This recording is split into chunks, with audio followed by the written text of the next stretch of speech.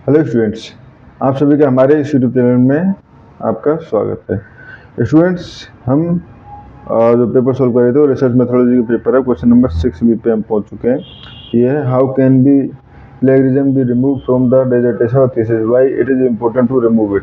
ठीक है, तो ये क्वेश्चन है जिसको हमें सॉल्व करना है। तो देखो, इसका आंसर ऑब्वियसली यहाँ पे आपको दिख ही जाएगा। ठीक है, तो प्लेगरिज्म बेसिकली होता क्या है? तो प्लेगरिज्म जो है वो शो करता है कि आपने जो आइडिया लिया है, जो भी आपने लिखा है, वो कहीं से कॉपी किया है।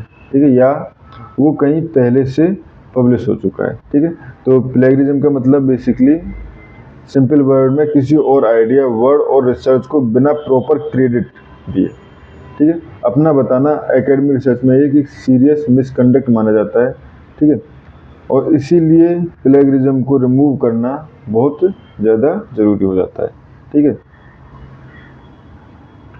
अब why it is important to avoid plagiarism है। प्लेगरिज्म को क्यों रिमूव करना इम्पोर्टेंट है? ठीक है, तो देखो, मेंटेन एकेडमिक ऑनेस्टी और इंटीग्रिटी, यानी एकेडमिक ऑनेस्टी को मेंटेन करने के लिए, ठीक है, रिसर्चर्स जो हैं वो basically basic principle of originality कि आपकी ओरिजिनल रिसर्च है या नहीं। अगर थीसिस में कॉपीड कंटेंट होगा तो रिसर्च जेन्युइन नहीं मानी जाएगी। ठीक है, and prevent legal and academic penalties, and degree और करियर पर भी इफेक्ट कर सकते हैं। ठीक है, क्योंकि अगर आपकी रिसर्च जो है वो आपकी नहीं है तो वह आपकी डिग्री को, ठीक है, यूनिवर्सिटी की रेपुटेशन को खराब कर सकती है। ठीक है, रिजेक्शन ऑफ द थीसिस जो है वो रिजेक्ट की जाती है, डिग्री डिले या कई बार कैंसिल भी हो जाती है, डिसिप्लिनरी एक्शन भी लिए जा सकते हैं स्टूडेंट्स के अगेंस्ट कि आपने कॉपी किया है। ठीक है, तो इसीलिए सेफ ऑफ साइट के लिए प्लेगरिज्म को हटा के ही पब्लिश कराई जाए। ठीक है, bulls credibility for research work. ठीक है, तो ओरिजिनल अगर रिसर्च को हम साइट करेंगे तो वहाँ पे एक क्रेडिबिलिटी मिलती है, जिससे कि जो रिसर्चर्स हैं, जो जिन्होंने प्रीवियस रिसर्च की गई है, तो उनको भी एक हमारे पास क्रेडिबिलिटी दी जाती है, उनका भी एक नाम जो है वो इम्प्रूव होता है। ठीक है स्टूडेंट्स, और अब आते हैं हमारे पास method to remove avoid plagiarism in the thesis. ठीक है, तो सबसे पहले proper citation and referencing use करें। मतलब जब भी आप किसी बुक, आर्टिकल या वेबसाइट किसी इन्फॉर्मेशन लेते हैं ना, तो वहाँ से ऑथर को क्रेडिट देना बहुत ज़रूरी हो जाता है।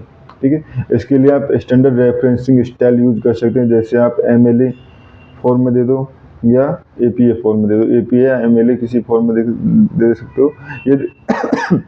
ये दिखाता है कि जो आइडिया ओरिजिनल ऑथर का है और आपने उसको एक्नॉलेज किया है। ठीक है, हमने उस ऑथर को एक्नॉलेज भी किया है। ठीक है, उसके बाद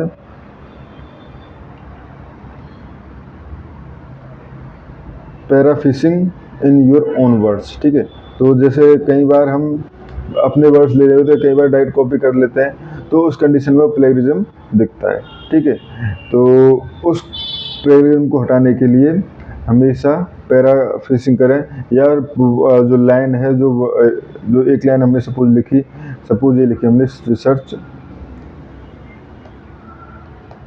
इज अ सिस्टमेटिक इन्वेस्टिगेशन।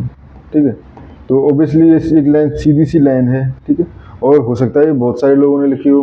ठीक है, हो सकता है ये बहुत सारों ने लिखी हो, तो